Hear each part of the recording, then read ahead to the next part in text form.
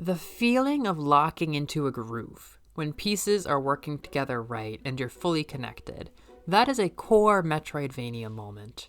When traveling, analyzing your environment, and fighting enemies all sync together, you get seated into a pocket, and every game gets a distinct flavor of, oh yeah, it's all coming together.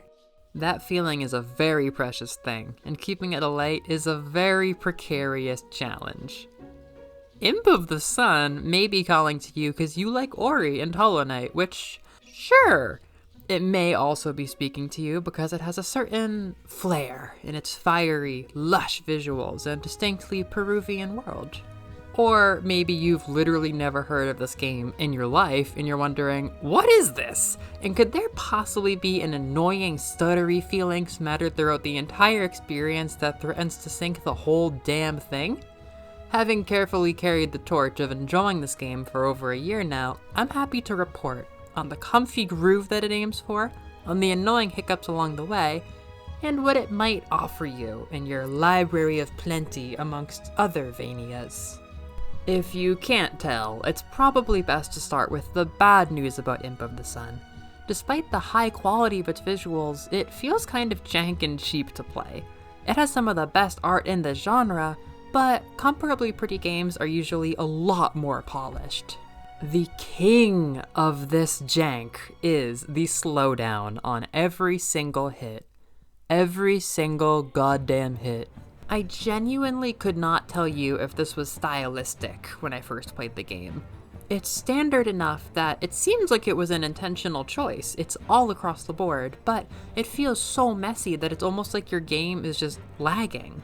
I've heard folks say that the game was just dropped by the team pretty early rather than being given a careful cleaning with update patches down the road, which makes a lot of sense. This means that bugs are out there, and gross, unpolished elements remain, even in the epic boss fights. Even in the final boss fight. Everything good about this game is fighting against the fact that it feels a bit torn at the seams. It's not junk, but that darn combat lag makes the whole thing feel a little bit wrong. So assuming this is stylistic, which I do believe, why make the call to slow down each and every hit?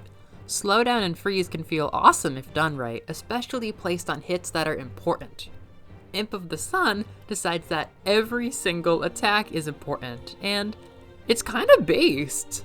Combat is the number one funky thing about this game because it does feature really cool multi-part customizable chain combos.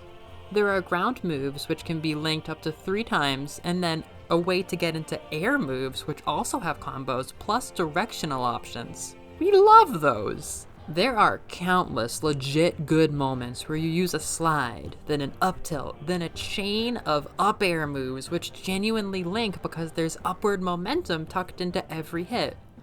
But it's difficult to enjoy even those great moves when they're just slowing down the gameplay.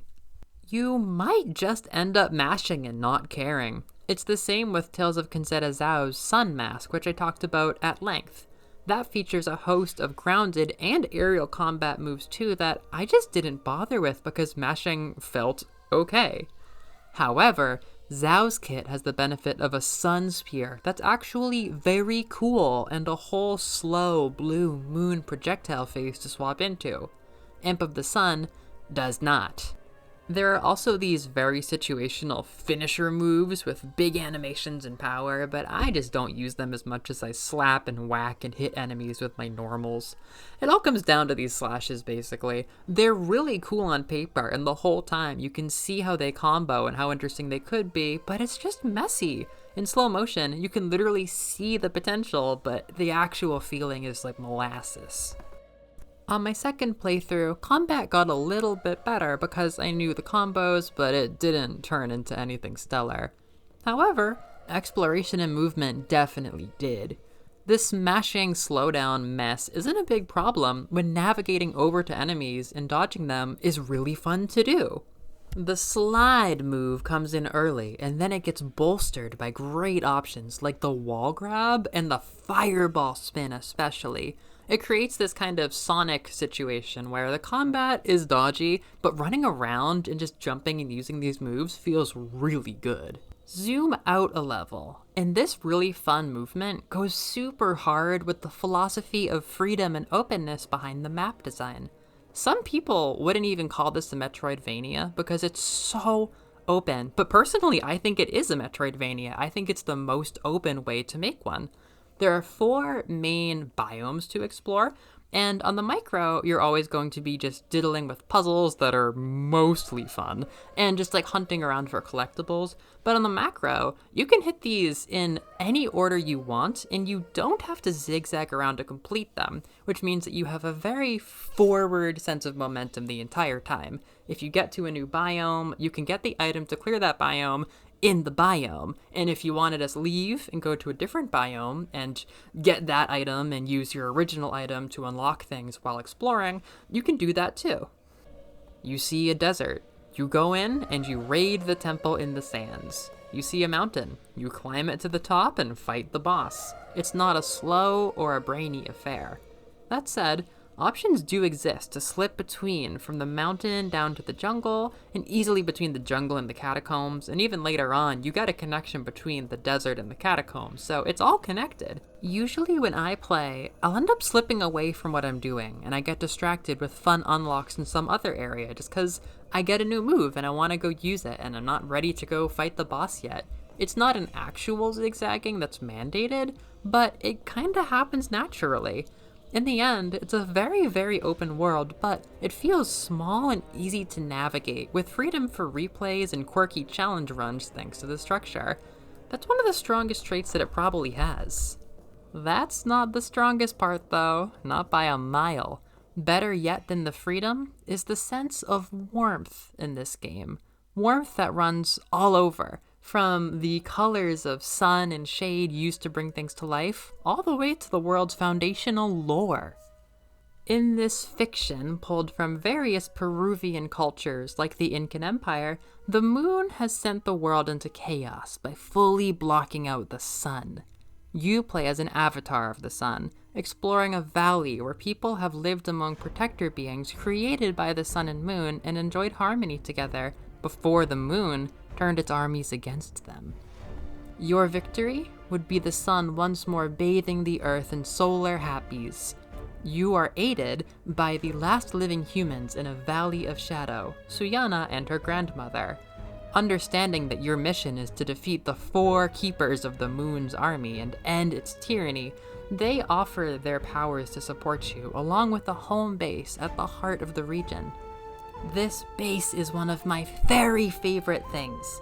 The music lets you sink in and relax for a long time while you mess around with your moves and appreciate the way you're growing. The intrinsic joy of jumping around here shines brightly. It's easy to slip deeper into emotional investment in the story thanks to commentary from this family and collectible cutscenes you get about the Eclipse War. Then, getting emotionally hooked here pays off in the larger dungeon, as you're gonna be accompanied by Siana's lively voice giving comfort and advice now and again. It creates the feeling that your friend from back at home is traveling with you, no matter where you go. A third character actually does travel with you. He's a ghostly adventurer dude. He's got these Dark Soul bonfires where he can pop up all over the map, so he's your fast travel. But he's also a comforting presence who can give you stories about the area you're in, sometimes like a dozen per biome. He also lets you do your item, upgrade, skill, all that stuff, whatever. Most important is that, once again, this dude who's with you at home in the valley is also with you up on the Howling Cliffs and in the desert, and when you're crawling through the catacombs of hell. It adds a lot to the game. Taken all together, these characters rooting for you makes this the homiest space in any Metroidvania that I know. Despite the grim scenario that you can see looming on the horizon, friendship still lights up the valley with life. Which is, actually very literal. This is where the metaphor really heats up. You are fire. Your mana is fire. Your attacks create fire, you regain energy in the light, and you don't in the dark. You get an ability to create restorative bonfires, then you spend flame points to level up your firepower. And this consistency goes absolutely nuts. There are water hazards that will hit you and sap out all your juice, and of course, numerous ways to shoot or become a literal fireball. Imp of the Sun spares zero expense, keeping your experience toasty and bright. Then, as I was just saying, exploring together with Suyana and Grimm gives a feeling of emotional warmth compared to isolation. As you soar through this world, it's all dead and everything, but it doesn't matter because you're a beacon of life. It goes all the way to the point where they throw a Shadow the Hedgehog dark version of you into the mix at some point, as if there were any shortage of dark light foiling. It's just the idea that you are the sun is committed to fully and creates the game's signature groove, battling and growing your warm feelings of affection for this desolate world and its many stories. What defines this game way more than the shoddy craftsmanship here and there is a blazing sense of adventure. The looming dread of the moon hangs over the whole thing, but it's not major. You're being uplifted by your friends in these lush, flourishing environments that you soar through freely, and it just makes your heart feel huge. Though it kind of bears saying, that's kind of weird for a Metroidvania, isn't it? Friends, comfort, warmth, light. The genre was founded upon the idea of licking a poison stalagmite alone in a subterranean hellhole that no other human has ever even considered, for the sole purpose of getting deeper into darker puzzles and not being killed. Eerie, lonely, cold. That's usually how the genre feels. Here, darkness is another. It's an enemy. It's a problem to be solved. It's not a backdrop or a constant feeling of dread the way that it is in other games. You don't even go to that many dark places. The only eerie one is the lovely Amazon River rainforest, and the dark one's entire gimmick is it's dark now, which doesn't make it feel much darker than Zelda. Normal Metroidvanias might never leave the creepy mood of those two worlds. Normal Metroidvanias might also not have the triumphant heights of the mountain climb or the thrills of racing across the desert before a magnificent sky to do battle in a glorious golden palace. Normal Metroidvanias are dark, and they are sad, and it's not. Absolutely nothing I've been describing so far is dank, nor is it sad, nor is it eerie or uncanny, and it's not lonely. So is this missing the point of Metroidvanias or something?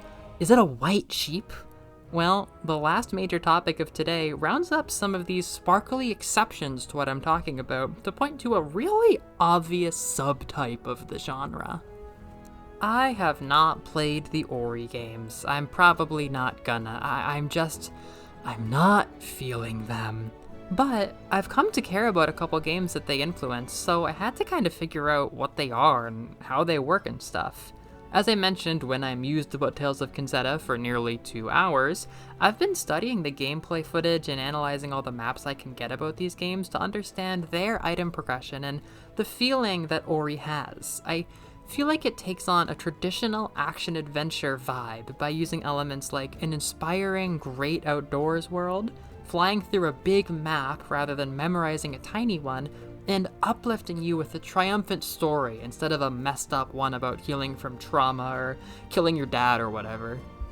When I compared maps between Super Metroid, Symphony of the Night, Hollow Knight, and Ori, I noticed that Ori had these obvious weird areas, these long offshoots that are made for running through once, not backtracking. Certainly not backtracking to more than once like Super Metroid.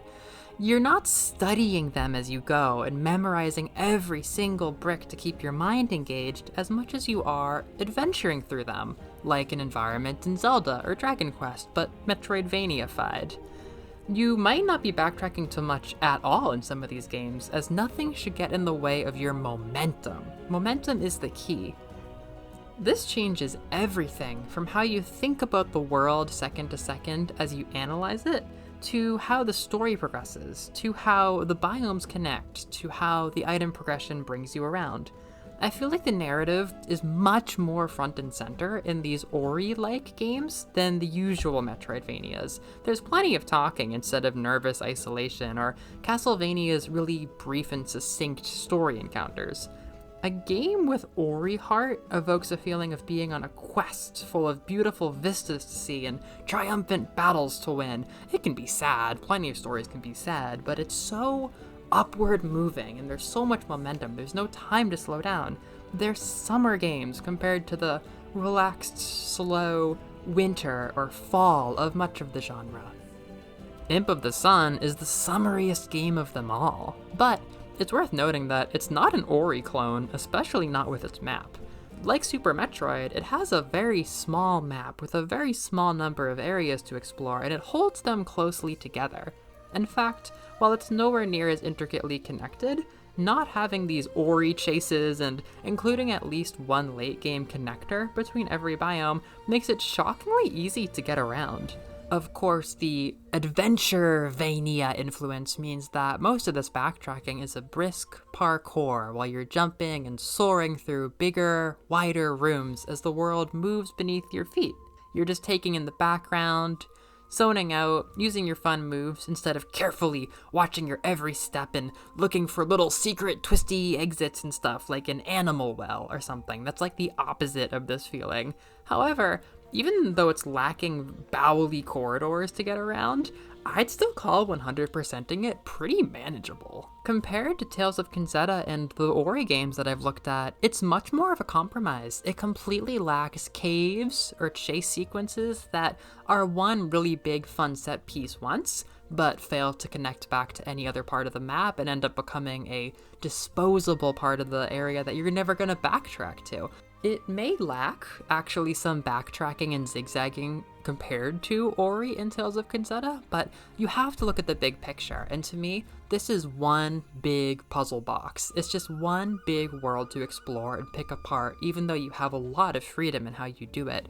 When I play it, there's no doubt in my mind, I'm playing a big 4-part, almost 2D Breath of the Wild with way better item progression, hearty summer Metroidvania. Imp of the Sun was delivered a little bit undercooked, I concede.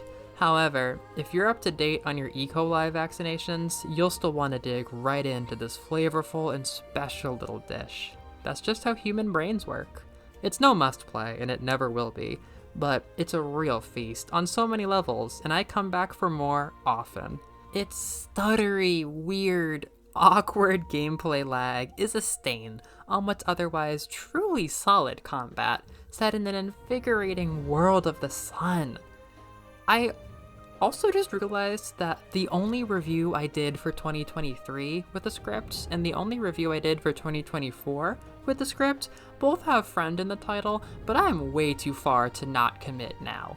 This game is a finicky and fiery little friend.